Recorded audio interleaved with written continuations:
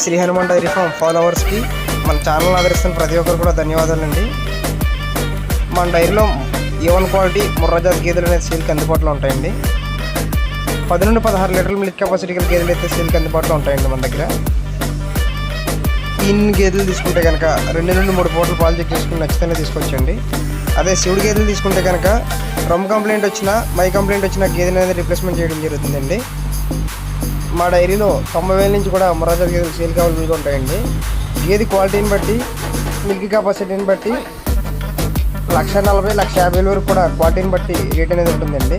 ఎవరైనా గేదెలు తీసుకోవాలి అనుకుంటే కనుక స్క్రీన్ పై కనబడుతున్న నెంబర్ను కాంటాక్ట్ అవ్వండి.